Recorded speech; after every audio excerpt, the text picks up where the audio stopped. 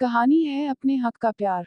जी, आज बहुत कठोर हृदय करके तुमको पत्र लिख रहा हूँ। तुम्हारी शादी के 22 सालों में ये मेरा पहला पत्र है तुम्हें। शायद तुम्हें पत्र मिलने पर यकीन न हो कि मेरा कोई पत्र तुम्हें आया हो। तुम्हें बड़ा अजीब भी लगे कि मैंने तुम्हें पत्र क्यों लिखा है। ऐसा क्या काम आन पड़ा कि 22 सालों बाद पत्र लिखना पड़ा। और अगर जरूरत थी तो मोबाइल पर बात कर सकता था। परंतु जो बात मैं तुम्हें पत्र के जरिए कहना चाहता हूँ वो मोबाइल पर शायद कभी न कह पाऊँ, इसलिए पत्र लिख रहा हूँ। समझ में नहीं आ रहा कि कहाँ से बात शुरू करूँ, मुझे शब्दों का खेल तो आता नहीं। बस यह कहना चाहता हूँ कि शायद इतिहास फिर से अपने आप को दोहरा रहा है। या ये कहूँ कि आज भी वो किसी न किसी रूप में मेरे सामने आ जाती है। जब भी उसे भूलकर सामान्य रहना चाहता हूँ उसकी छाया मेरे जीवन पर पड़ ही जाती है।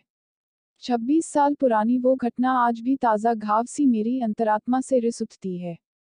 शायद उसका काला साया कभी भी मेरा पीछा नहीं छोड़ेगा। अब मैं बात ज्यादा घुमा फिरा कर करने की बजाय सीधे मुद्दे पर आता हूँ। जानता हूँ बहुत व्यस्त रहती हो तुम। तुम्हें पता है कि जैसा तुम तीनों बहनों का आपस में गुट था, वही गुट तुम्हारी दोनों भतीजियां यानी मेरी बेटियों का बन गया है।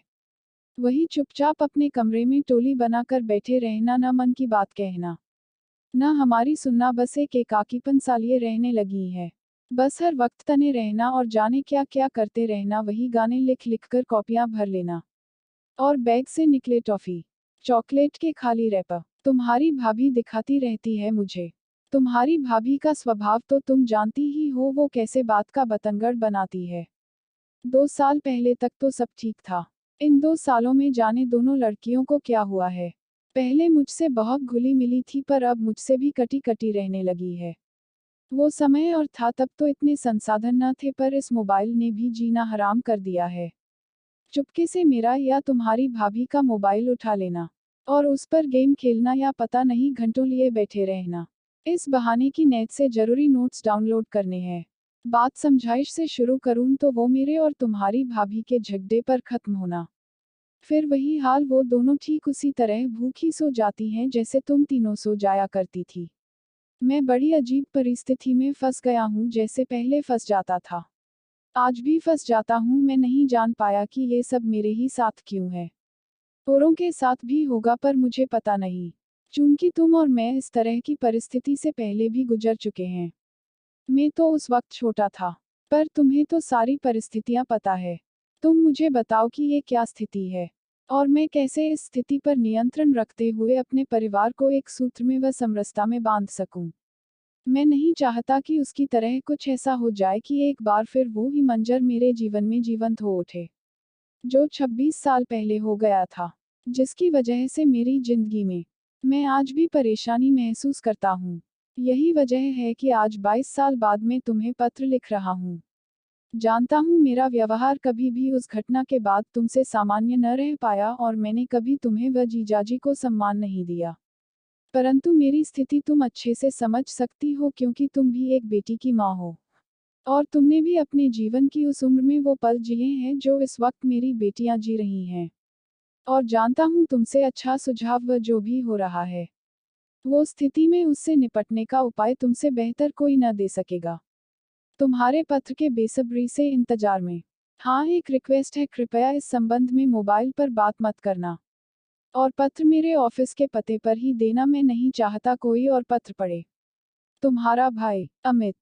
प्रिय अमित, तुम्हारा पत्र मिला तो यूं लगा पूरा मायका मेरे घर आ गया हो। तुम्हारा पत्र देखकर हाथ कांप गए और आंख से 2 आंसू भी अपने आप टपक गए। तुम्हारा पत्र कई बार पढ़ा।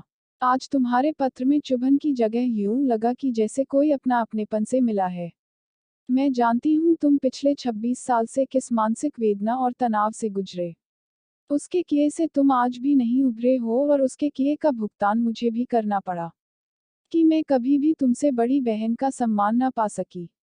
और तुमने वही सजा तुम्हारे जीजाजी और मेरे बच्चों को भी दी। पर मुझे तुमसे कोई गिला नहीं, बस दुख है तो इस बात का कि हमने अपने इकलौते भाई को खो दिया, जो होकर भी हमारा न रहा। उसके किए के कारण तुम आज भी ये मानते हो कि तुम्हारी जिंदगी में जो परेशानियां आई और पिताजी की असामयिक मृत्यु का कारण भी उसका किया हुआ ही है। हाँ, एक हद तक यह सही भी है कि उसके किए का खामियाजा तुम्हें भुगतना पड़ा, लेकिन जितना तुमने भोगा उतना ही हमने भी भोगा। और अकारण ही तुम्हारी नज़रों में अपराधी बन गई। लेकिन तुम कुछ बातें जानते हो, कुछ नहीं। मैं तुमसे कुछ ऐसी बातें आज साझा करूंगी जो शायद हम दोनों बहनें तुम्हें कभी न बताती।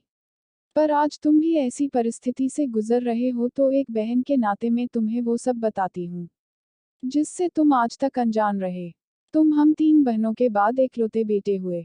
माँ को तो जैसे सारा जहां मिल गया था। माँ को पीठ पीछे सुनना पड़ता था कि उसका तो मुंह देखने का भी धर्म नहीं, बेटा नहीं है इसके। और लोग माँ पर बेचारगी जाहिर करते। तुम्हारे जन्म ने माँ को नई दुनिया दे दी। तुम्हारे प्यार में माँ तो जैसे हमें भुला ही बैठी थी।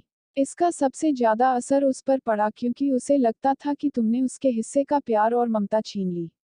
हम दोनों बड़ी थी, समझती थी, पर वो कभी न समझ सकी। अब उसका सारा बचपन उपेक्षा में गुजरने लगा था। पापा भी तुम पर ही ध्यान देते। उसके खिलौने आने बंद हो गए थे और प्यार मिलना भी। उसे केवल हम दोनों के सहारे छोड़ दिया गया था। मन ही मन वो तुमसे जलने लगी थी और हर वक्त तुमसे लड़ झगड़ कर अपना हक जताने की कोशिश करती। इससे माँ उसे हमेशा डांटती दुत्कारती थी। दिन बीतते गए और हम सब बड़े होने लगे थे। तुम 8 साल के थे, वो 11 की थी। वो दिवाली आज भी याद है जब तुम और वो पटाखे चला रहे थे। उसके मना करने के बावजूद भी तुमने हाथ में पकड़कर पटाखा चलाया। और पटाखा चलने से तुम्हारे हाथ में घाव हो गया और तुम बहुत जोर से चिल्लाकर रोए। माँ की तो जैसे जान ही निकल गई। पापा तुम्हें झट से हॉस्पिटल ले गए और माँ ने हद कर दी थी। माँ को लगा कि उसके कारण तुम्हारा हाथ जला, और माँ ने गर्म दीपक से उसका भी हाथ जला दिया था। कि देख, दर्द इसे कहते हैं। बस वो दिवाली उसके जीवन में अंधकार भर गई थी। ये बात न तुम्हें और पापा को पता नहीं थी और न ही हमने बताई। उसके बाद वो तुमसे और माँ से इतना चिढ़ गई थी कि बस तुम्हारी जिंदगी बर्बाद करना चाहती थी कि तुम जीवन भर तड़पो। उसके बाद उसने तुमसे पूरी तरह से नाता तोड़ लिया। तुमसे कभी बात ना करती थी, याद है ना तुम्हें? माँ को उसके बोलने न बोलने से कोई फर्क नहीं पड़ता था। समय बीत रहा था। वो 15 की हो गई थी और 10वीं में थी। दीदी की शादी हो गई थी और उस दिन तुम, मैं और पापा शादी में शामिल होने अपने गांव आए हुए थे। उसकी परीक्षा नजदीक थी, इसलिए माँ के साथ वो वहीं रह गई थी। वो स्कूल गई और वहां से एक लड़के के संग भाग गई। हमें खबर मिलने पर हम दूसरे दिन लौट आए और वो तीसरे दिन। माँ पिताजी ने उसे खूब पीटा था और उस रात एक खत लिखकर उसने जहर पी लिया, क्योंकि वो चरित्रहीन नहीं थी। और आत्मग्लानि में अपना जीवन खत्म कर लिया। उस खत में उसने ये सब बातें लिखी जो मैंने तुम्हें बताई। हमें पता होता कि उसके मन में ये सब चल रहा है तो हम कभी उसे उस रास्ते पर न जाने देती। वो यह सब करके तुमसे बदला लेना चाहती थी। और तुम इसका जिम्मेदार हमें समझते रहे कि हमारी मिलीभगत से ये सब हुआ। पापा ने वहां से नौकरी छोड़ दी थी और मेरी पढ़ाई छुड़वा कर मेरी शादी कर दी। रिटायरमेंट पर जो पैसा मिला वो मेरी शादी में लगा दिया और गांव चले आए। इससे तुम्हें आर्थिक तंगी का सामना करना पड़ा और तुम्हें अपने जीवन में मुसीबतें उठानी पड़ी। पापा उस गम को ज्यादा दिन न उठा सके और चल बसे। इससे तुम हमसे नफरत करने लगे और सारे नाते तोड़ लिए। लेकिन भाई, सच मानो तुम हमें जान से प्यारे थे। तुम्हारे एक खरोंच पर भी दर्द हमें होता था। पर हमने सब वक्त के भरोसे छोड़ दिया और अपने जीवन में व्यस्त हो गए। आज तुम्हारा पत्र पढ़ा, इतिहास दोहराने का लिखा तुमने, तो मुझे वो सब याद हो आया। परिस्थितियां जस की तस खड़ी है। तुम्हारी भी 2 बेटियां के बाद बेटा और उसके प्रति तुम्हारा असीम प्यार। पर वो प्यार कहीं अंधा तो नहीं हो गया है कि तुम्हें बेटे के अलावा कुछ दिखाई ही नहीं दे रहा हो? तुम तो बेटियों से भी उसके किए के कारण सही व्यवहार नहीं रखते हो। उनमें तुम्हें कहीं ना कहीं वो दिखाई देती है। बाकी तुम तो खुद समझदार हो और कितने अच्छे पद पर काम करते हो, तुम्हें क्या समझाऊं। बस कम कहे को ज्यादा समझना। हर बच्चे को उसके हक का प्यार मिलना जरूरी है, ताकि वो अपने को अकेला न समझे। हजारों प्यार व आशीर्वाद। ऐसी ही अच्छी कहानी देखने के लिए इस कार्ड पर क्लिक कीजिए। प्लीज लाइक और कमेंट करें और चैनल को सब्सक्राइब करें।